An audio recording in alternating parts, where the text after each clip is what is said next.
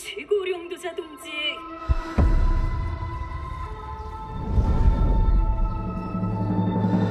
현명한 용도 아래 우리 조선 반도는 질서정연하고 강력하다. 남부 차단구역에서 발생했던 산업사고는 우리 공화국의 용적 투쟁으로 이미 수습되어 조국의 안전엔 흔들림이 없다. 차단구역은 안전하다. Inside the mall is a set of black files carrying bounty intel on a high-value target. Locate the files and eliminate the HVT.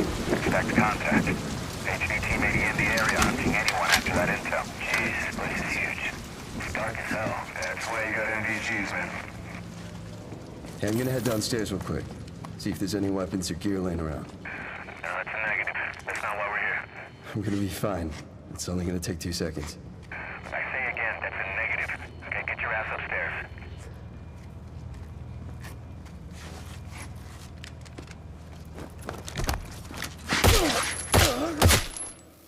Damn, he's down. Let's go help him. Hell no. That's on him. I told him to get his ass up here. Copy. Where are we at on the intel? Got it.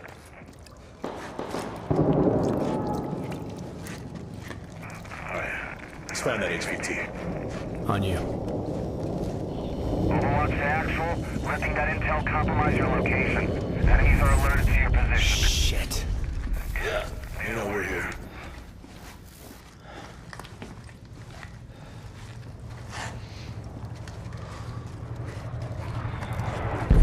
Damn. Okay. Alright, let's just find that HVT.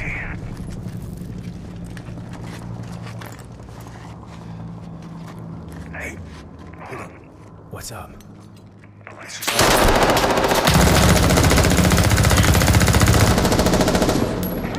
Hey, you good, man? Fuck. Yeah, you're all right.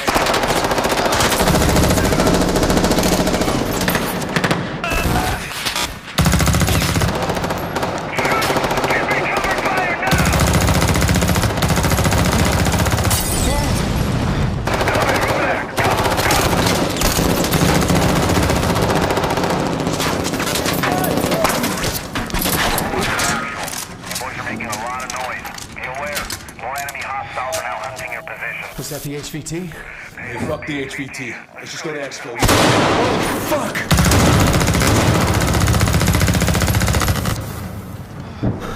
I got you, man.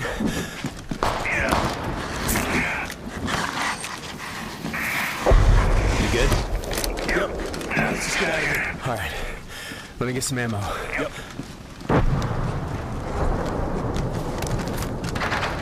Oh, hell yeah.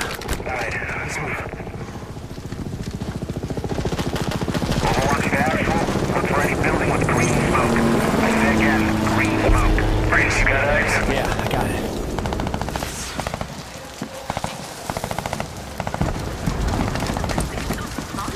Oh, shit. 우리 공화국의 용적 투쟁으로 이미 수습되어 조국의 안전에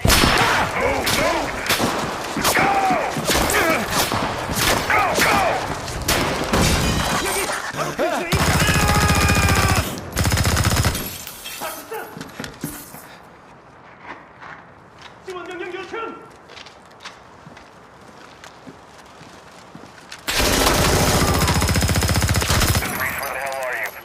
I'm inside. Get your ass to the roof right now. Copy. Please have medical. Oh, thank you.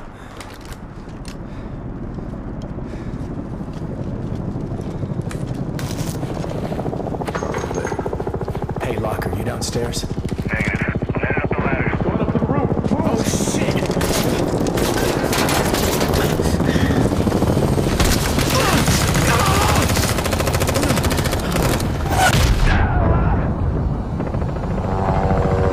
Reese, get on the chopper!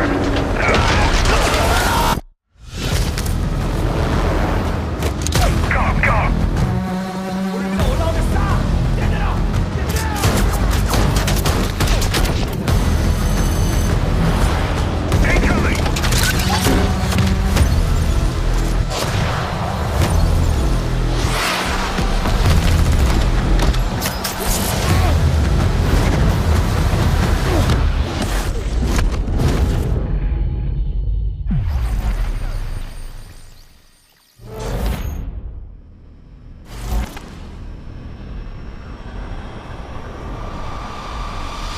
What up, y'all? I'm Isaac, here with Stephanie at Infinity Ward, and we're gonna take a deep dive into DMZ today. We got the gang together. It's pod time. All right, so if you're watching this episode right now, we just got the very first look at DMZ in the Xbox showcase. It was sick. I'm so excited to talk about it. Joe, tell us a little bit about what we saw. It's this kind of like, you see this state of the world of what's going on, the juxtaposition of what's being said versus what's being shown. You're getting a glimpse of Hajin. And then we go into kind of this squad rolling into DMZ on this intense mission. And very early on, one of the guys who's not really playing by the rules or not listening to his squad, he gets executed. So the rest of that video, you're actually watching through the perspective. He's watching his squad mates as they leave him behind and they continue. So you're seeing it through the helmet cam.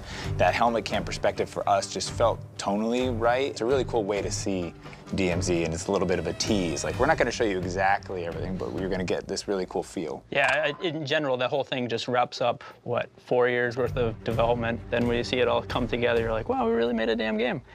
But it came out really good, I think. I just knew that this represented the experiential part of DMZ completely. Can you talk a little bit about the state of the world in Hajin? You mentioned that, you kind of tied directly to the events of the single-player campaign, but how do we find, the map and the world? Our story picks up just a little while after the events of the single-player campaign. There's a little gold rush going on between these different factions, and the North Koreans have now repopulated and taken back up the positions that they held from single-player. And so you're inserted to do various missions, and the map is all mostly South Korea, and then North Korea up at the top. I love how you guys have interwoven that Modern Warfare universe, that narrative through every aspect of the game. Obviously, making a big map like Hajin is a ton of work.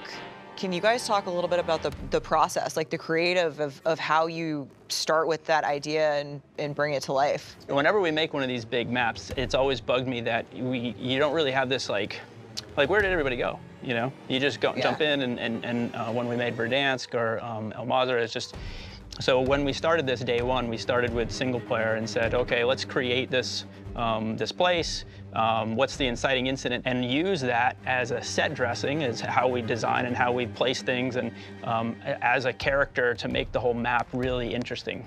We found through these games that just being able to walk through the world and find these little areas and explore and discover things really added to the gameplay. And if you could just walk through a neighborhood and up into the woods and through some old abandoned broadcast station and back down into some farmlands, we could make that enjoyable and exciting and kind of spooky and give it this layer of character, then everything else that happens on the way is gravy. I think we are talking about what we were looking for. One, player growth, but also replayability. Yeah. And everything that we can do to keep it fresh. And to answer more on the set deck, like the art team was amazing. You look at El Mazra and you walk into any building, you're like, people were here 5 minutes ago, but they weren't. But when you look at Hajin and you go into a building, you see like, oh wow, there's panic. There's chairs knocked over and suitcases half packed, and you're like, looks like someone left here in a rush. In a hurry, yeah. So every building is telling a story which goes all the way back to the SP campaign. It's awesome. And what's cool is like even if you don't start with the single player campaign, you could play DMZ and then you see all these things and then you're like, I want to play the prequel. Yeah. So it's almost like you could go back and play the single player and see how this city got formed and shaped the way it is. So. I've also heard that, DMZ is now a living world. How has that been, trying to make the world actually alive? I think you've always mentioned when you push the world actually pushes you back. There's a bunch of different aspects to the living world. What's in it? We can start there with the different tiers of AI that we have. Mundy could talk a little bit to the star system and how that works. Yeah, I mean, before that, though, I want to talk about the living world bit, where you said, like, why is it a living world? Like, one of the philosophies I've had as we set up the world is we treat the world like an organism, and it's all at this equilibrium. Like, if you just sat back and watched, everyone's just kind of doing their thing. The AI are traveling the map. There's guys getting trained. There's doing exercises. They're doing knife drills and all this. And you're a virus as a player. You're going in and inserting yourself into the space and kind of messing it up. And then the world wants to fight back and like put things back to normal. So that's why it's living. It's this world that's just so reactive to how you are in the space. It's like we're chilling here. We're quiet and peaceful here. Why are you coming to bother us, right? Sort of. I mean, they're still evil. They're still doing nefarious things. I was about to be like, well, yeah. We're more of antibodies. Okay, maybe we're the Okay, antibodies. sure, yeah. Welcome to Biology, the podcast. Right. We work in video games. But yeah, we lean so hard into the world and making it feel alive and making it feel believable. And that when you go in, one of the difficulties with the DMZ beta was as soon as you fired your weapon, or as soon as an AI saw you and fired at you, they essentially went loud. They told a bunch of other AI that there's something bad here, and everyone went after you. And so you didn't really feel like you could control the world. And in DMZ, we now have a stealth system that allows you to step out in the open, and as soon as an AI starts seeing you, you get an audio cue, a visual cue. You can hit the deck, you can pause that combat. You can take those AI out, and if you take them out without anyone seeing, then you can kind of control the world. But if you get compromised and you keep killing more AI and you keep killing roaming commanders and whatnot, your star level goes up and the world starts to come after you. They try and get rid of you. So we're really excited for players to engage with this because it does allow them to play how they want to play. But you can also manipulate it if you fade off into the woods, which is a big part of the map, is being able to kind of just disengage. You can use suppressors. There's a bunch of different things that don't really trigger a response. And so you really can kind of determine how much it will push back to you. You guys are such big fans and players of Extraction too. You're so passionate about it, and how did you bring that experience from, you know, playing with each other, and how did it shape DMZ? Accidentally shooting Jeff in the head. Playing some unknown game. Yeah, and another extraction shooter. I think I have an enemy. Where? Oh. Shit, I just killed Jeff. How'd you get ahead? And he's like, hide my shit in the I bushes. did the exact same to Jack Reynolds. Yep. You shot at, no, you shot at me. Yeah. You looked in your inventory, I ran ahead, and you're like, I think I see someone. Where? I'm taking shots. Yeah. I'll cover you. Where are they from? Yeah. So a goal was to make it a bit more accessible. Yeah.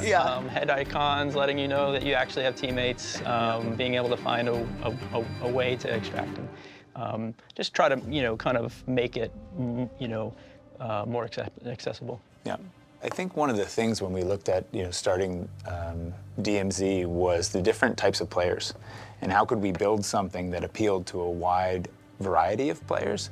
So you have your people who are your collectors or your looters, you have your people who are your narrative players, you have your PvPers, you have your PvEers who really like playing against AI or other bosses and things. And so that was our kind of challenge to ourselves, is if we can find a success condition for each of those players as they come into this mode, then everyone can exist together, play together, work together, hunt each other.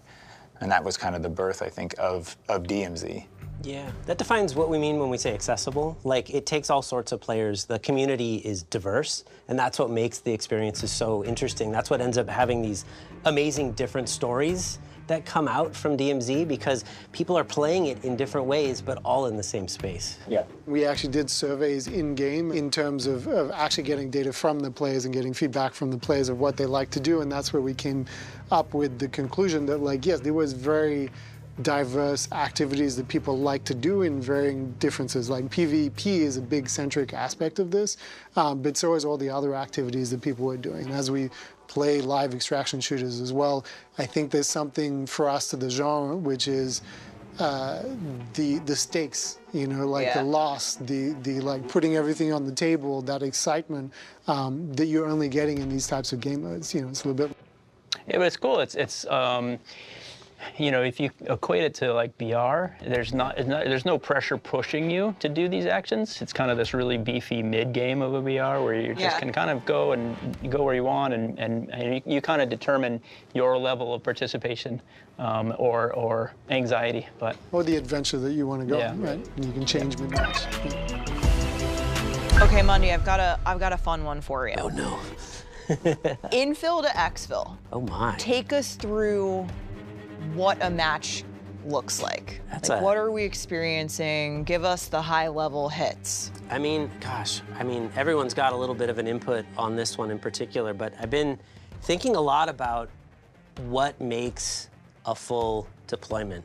And the crazy thing about it is it's not really a one-size-fits-all. That's the thing. So you infill, you get to choose how you want to infill, and if you've done free roam or dynamic ops or story mission, there's going to be maybe an objective marker on the HUD or maybe not. And it's kind of you've chosen like your level of involvement on where the game's going to kind of tell you where to go.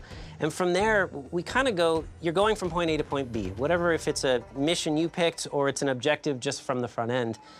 And it's about what you run into along the way. It's like almost like little side quests pop up. And when you finally get to exfil, hopefully you exfil, everyone has a story. And that's the thing, it changes every single time. I mean, we'll have playtests and people come like, I can't believe this thing happened and I did this and the exfil chopper and a rocket came in and knocked me out. And it's like, people are telling stories of DMZ and they're always different. And that's, I think, one of the most amazing things about the DMZ space.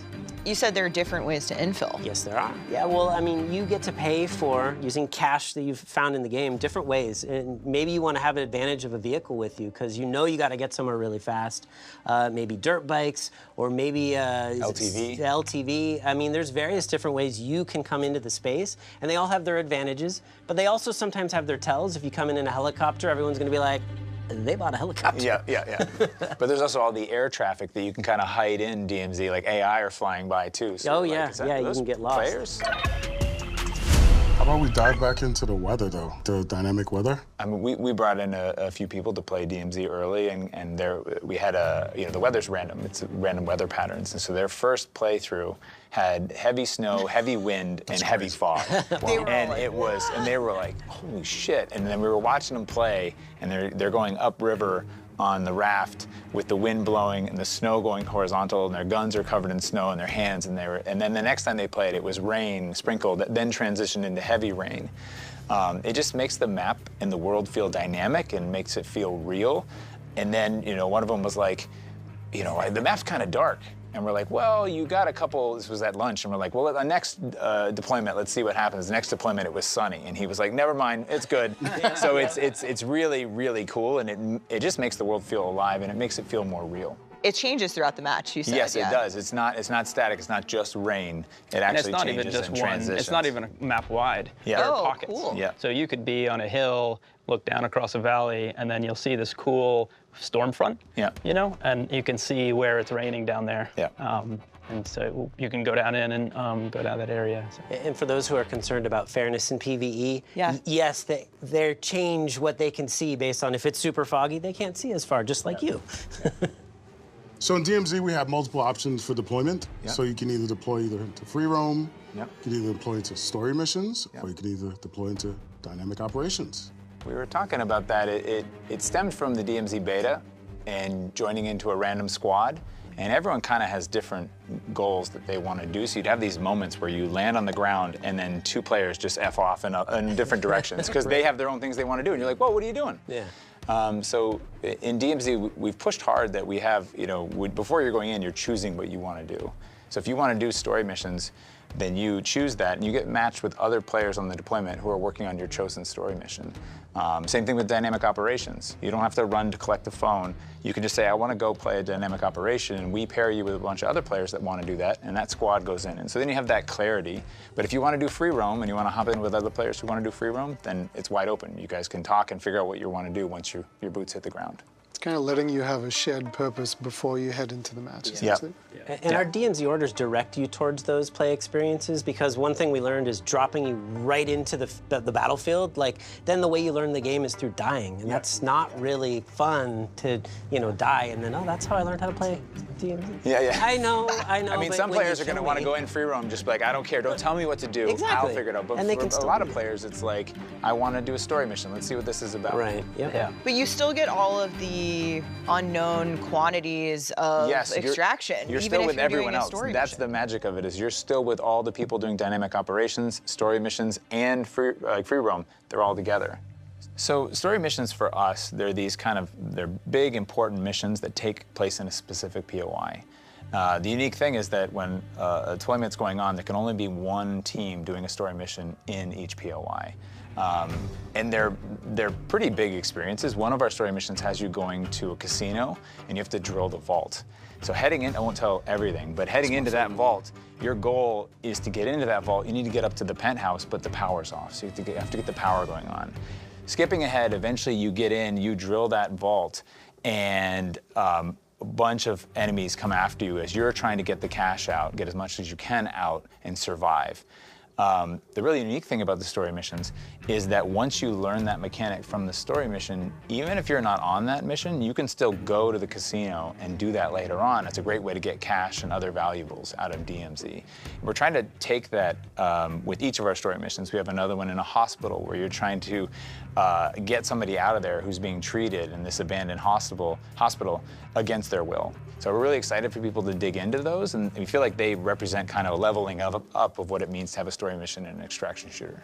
Well, what about dynamic operations? Because that's something that's new to DMZ and Modern Warfare 4 as well. Yeah, dynamic ops came out of the beta, and we saw a group of players that just wanted to play contracts. And just that was their thing. They come in, do a bunch of contracts, and exfil. And so we sat down and we were like, well, what would it be like if that was just the way someone played? How could we make that replayable for every time you come in and play? And that was where the dynamic ops system came in. And you have probably better insight into that. I think you hit it. They're the grown-up version of contracts. And contracts in the beta were like, you get it, you go to a place, and you're done. And we realized that wasn't enough space to tell more of the narrative of DMZ. So now we have multi-steps to these dynamic operations. And that's one thing where we can tell the story of the military weapons that are in the field that you're trying to neutralize, capture, and pull off the field so that North Koreans can't take them. But the other part of dynamic ops that's fascinating is they really are dynamic. So not only by location, but also by how you get to it. So the dynamic ops usually have one main beat. Maybe it's rescuing a hostage, which you might remember was a really fun contract last game. Very easy way to get to the map. Oh yeah. That was my favorite. And we've kept that. You can still do that.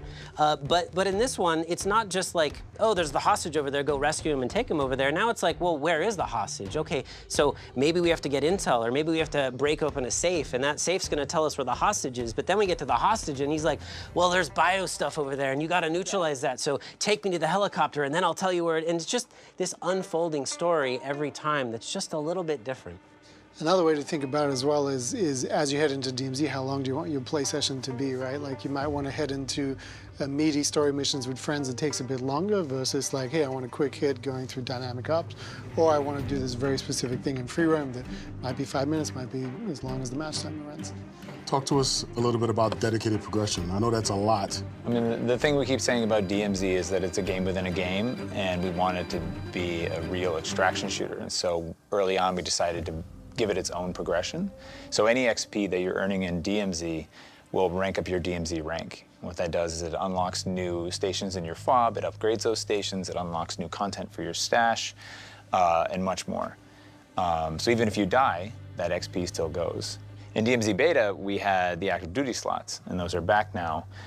But that operator that's in that slot, as you play with them, they're ranking up. And as their rank goes higher, their dog tag quality increases, and you get trait points that you can spend on traits to customize that operator. But the coolest thing is that if that operator dies, you have an option when you get back to the fob to rescue them. We call it our MIA system. And you can spend cash to rescue that operator, and any XP you've earned now converts to trait points. You can spend those points and continue that progression with that operator. It also means you can have an operator for different purposes. Yes. You know, you can start collecting this operators for when I'm doing my missions or going after some loot.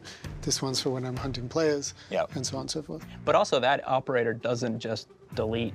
The option to rescue him stays there forever. So you can, it's just like like, hey, I don't have enough money to rescue him, but I'll go and play some matches, earn up some money, then I'll go save him. You know. So about the stealth system. Is there anything that players should be aware of when running around, or just? Artie, do you want to take the stealth system? I can talk about it. So our stealth system is different because it's not binary. It's not one of those things where the AI sees you and all of a sudden the switch is flipped. It's more reactionary to how you're behaving. If you do get detected, you become compromised, and after compromised, you kill AI, now your star system starts to go up. You get 1 star, and reinforcements are coming in. You go all the way to 5 stars, and we're gonna send, oh gosh, Death Stalkers after you, Hunt Squads. We may even send some Riot Shield guys after you, so yeah, the world's really gonna react pretty strong if you push hard. Yeah, I've had that experience. You have? It gets pretty gnarly. Did you survive? I tried my best, like running away from them. I could not hide from those guys. I think Scott Carpenter was watching me trying to get away from them for oh my God. 2 or 3 minutes. It got really crazy. But I should say also, it's opt-in. So if you, like Jeff said earlier, if you disengage from a POI and go off into the woods, we know that, we detect that, and we go, we're pretty sure you don't want this, and we let it kind of calm down naturally a little bit. Might there be any extra rewards if you're willing to risk it all on the star system? There's only one way to find out. It's by killing those guys. Day one. Tell us how looting and crafting will work in the game. It's been a group effort, right? From the design of Hajin to what kind of loot you're going to find in the game to the containers. And the goal from the start was that there's a logical layer to looting. So if I'm from the buildings you go into, so if I'm looking for military gear, I'm going to be hitting police stations. If I'm looking for medical gear, I'm going to be hitting clinics and hospitals. And if I'm looking for printer materials, I'm going to be hitting residential buildings. I'm going to be hitting gas stations. If I need radiation gear, I'm going to be hitting the fire stations. And if you need money. And if you need money, you got the vaults, you got the cash registers. We also pushed really hard if you are desperate and you need a bandage to heal your wound, that every bathroom generally has a medicine cabinet, so you can check in there. So it's all built around realism as much as we can, to where I think I might find something, I can go to find that thing. So that's kind of like layer 1 to the looting system. It also gives really strong purpose to the looting, because all those items those places you're going, you're also finding crafting materials. So if you didn't find the thing you were looking for, if you didn't find the plate carrier in the police station, you can come back to the fob and you go into your printer, and if you have the right printer ingredient, you can print your plate carriers, you can print your backpacks, and much more. There might be some items that you need to craft more powerful items that you can only find on roaming commanders or on bosses. Yep. So you're going to have a fight on your hands if you want to get your hands on them. The fob is going to be a really cool spot for you and your people to just kind of hang out. But there's also, what you guys are missing is that there's also a firing range in the fob too, no? Mm-hmm. Yep.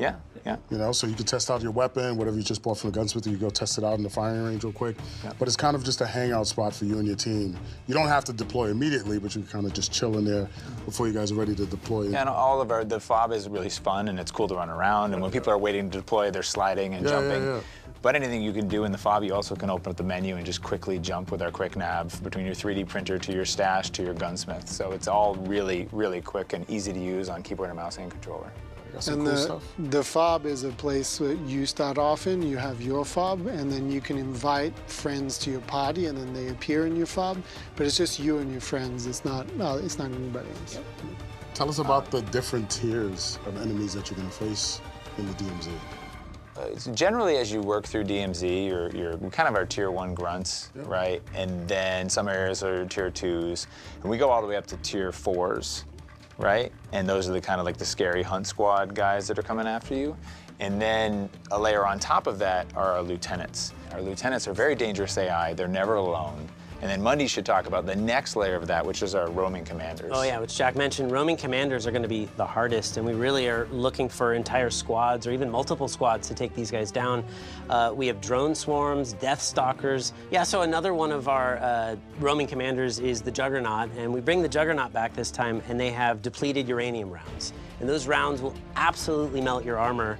They'll also melt your vehicles. I mean, they will take them out so fast. In fact, I was testing out some of these mechanics locally at my desk, and I forgot that I had spawned a Juggernaut, and I'm in a helo going past it, and it just melted my helicopter. It was done. And I didn't have a parachute, so I fall to the ground and I'm dead, and I'm just like, well, I guess that works. Yeah.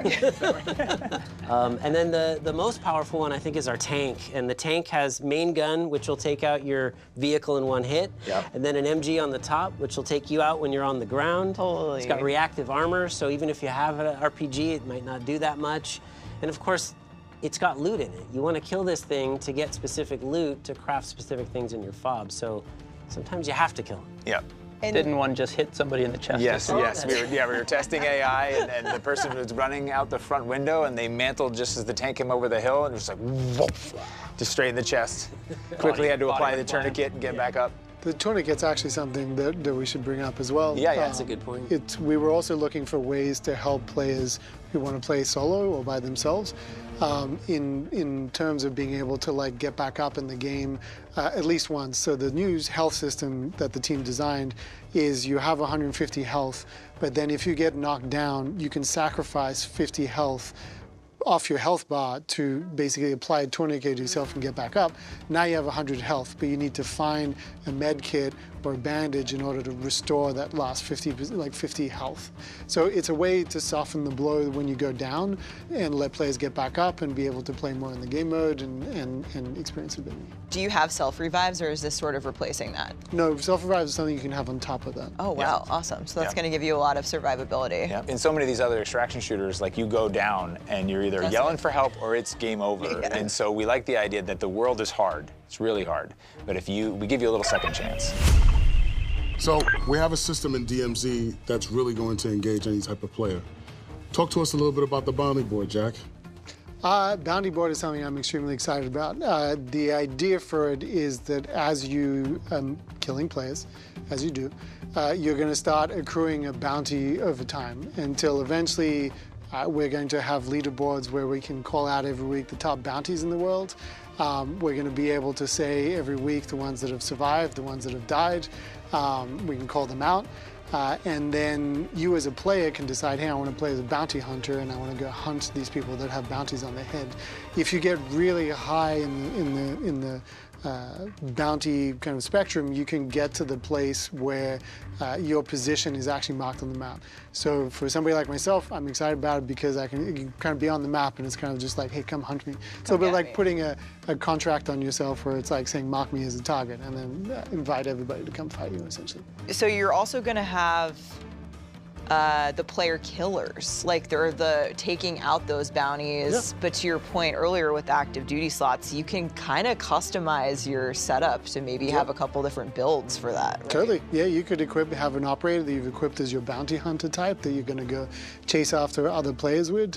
I think it's important though that all of this, we also want that like players are a source of cash. They're obviously a source of whatever they're carrying on this. So in order for you to interact with like the 3D printer and other systems in the game, you can interact with the world, you can interact with players. There's various different ways to acquire what you need in order to move your fob up or acquire the gear that you want or craft an even better weapon. So all those systems kind of interplay with each other to make the DMZ universe. What's the single, feature or element of DMZ that you're just all super excited for players to get into? I mean, just exploring the map to me is, I want to see how people fight in it. Yeah. We've designed it so that the center has a lot of foliage, more foliage than we've ever been able to do. And when you get in there and you're having firefights, it just looks like something out of a movie. But being able to, be in a little suburb, kind of feel too much pressure, and then just fade into the woods. You feel like some action hero that just kind of goes, rogue and runs off. So I'm excited to see how many crazy firefights and stories just come from the map itself. I'm excited in the map that there's all these little secrets that Jeff and his team have put in there. I like the idea. I enjoyed there's a care package hanging off the side of a skyscraper, and I had to like jump down and hopefully land right on it to get the loot that was inside. You go into what you think is a sewer tunnel and it leads to a secret base underneath. Like, there's a lot to explore on the map. It's really exciting. And it's massive, right? This is one of the biggest maps you guys have ever made, right? It is the biggest. The biggest map that we've ever made. You guys, we've all been at this for almost, 4 years, maybe longer, right, with DMZ Beta. As a fan, I would love to know, like, what are some of the cool stories from the process of development into now that, you'd like to share with some of the folks out there? I can think of one moment that hit for me where I transitioned from a developer into a full-on fan of DMZ. I was playing with Matt Holdner and Dave Lee, and we were playing this match. And it was playing out like most matches do. You fight some players, you fight some AI, and you're going. And we were so immersed in the world, we lost track of time. We didn't realize the radiation was expanding, and we missed the final exfil, or we missed the second to last exfil, and the final exfil pops up. And long story short, it was a race to get there. And as we're racing in the vehicle, vehicle and it runs out of fuel, and then we're on foot, as happens. We all went silent, and it was really weird. I was like, did Dave's mic break, or what's going on? And finally, we exfil, like 3, 2, 1, and we're in. The radiation covers the exfil chopper. We're putting on the masks that are in there. And I turned to Dave, and I was, Dave, what happened, man? Like, are you okay? You got what quiet? Is your mic dead? And he's like, no. That was the most dramatic moment I've ever had in a game. And we all just realized, like, holy crap, like, this is, all the things you've been working towards are finally realized into this thing that you can see now as a fan and a player. And we just went, wow, this is awesome. I think it's the mix of all the things coming together, right? So you play and you're playing, and just the amount of times that I say personally, when I'm playing, oh, that's fucking cool. Oh, that area of the map, I didn't realize that was there. Oh, the weather, oh, snow, that's really cool. You saw in the trailer the knockdown mechanic, and we have these moments where, like, you're traveling through, you're getting out by the skin of your teeth, you're at 5 stars, you're riding away. In the exfil chopper, you think you're good, and this happened to Steve Nahara. All of a sudden, AI chopper pulls up sideways to the exfil, and he's looking at him, and they fire an RPG into the chopper, hits him, and knocks him out the other side of the chopper. So he goes falling down. Holder's just looking at him like, sorry, bud. And then Steve, we thought, like, oh, was going to be sad or frustrated. He just came over, and he was like, I had the coolest thing happen. This happened, and then I did this, and I wasn't careful, and I fell, and I saw the chopper as I was falling down and hit my back. I was in the back of that chopper when that happened. And he was talking to me for a second. It hit. It knocked me down, and I see him go out the back. Like, have you ever seen footage of someone that gets knocked off of water skiing? They just get in the water, and they're drifting off. He's just like, yoo. So good. It's very Steve coded from what we've heard about Steve. It's happening again. So I want to talk about challenges a little bit. We know players in the DMZ beta, they love those, long-term engagements, and I know you guys mentioned replayability has been top of mind. Things like the Serpentine camo, for example, like, what have you got in store for us? We don't have specifics, but we are working on long-term grind challenges, multi-step challenges, and we're trying to make them challenges that are fun to do in DMZ, and they don't make you do something weird, like put on a hazmat suit and go sit in the radiation. But we have a bunch of challenges in store, and then we know that a bunch of people are fans of the Serpentine challenge, so there's the spirit of that is in some of the stuff we're working on. All right, y'all, thank you for joining the COD Pod today. We got a game to finish making and some play tests to attend. As you can see, we take play tests seriously here. We got to get out of here. Thank you for tuning into the pod. If you want more information on DMZ, check out the Call of Duty blog. We'll see you in the next one. Peace. We're just inviting Steve to see the belt. That's gonna be mine later on tonight. Oh, it's tonight. It's been a couple weeks. It's been 2 weeks since we've seen it. Doesn't matter. It's the only thing that matters is the week at hand. That'd be mine in like an hour. Don't let it happen again. Don't let it happen again. Earn this one, bro. Yeah, you gotta earn it. This is no participation trophies. You got blown out of a helicopter. We told that story. Yeah, it's his fault. To be honest, Steve, this is the one that you need. This is the most important one. This is the gunfight one. Yeah, I will get it. And then we will have another I hope shoot you do, Steve. I hope with you presenting the belt to me tonight at 5 o'clock. I remember you being on the winning team, so you have to help Steve win. Oh my God! Now I gotta You know play. what? I'll come in and clutch for you. I'm not. Can you bring that back to the pit for me? I just got to get my mic off. No?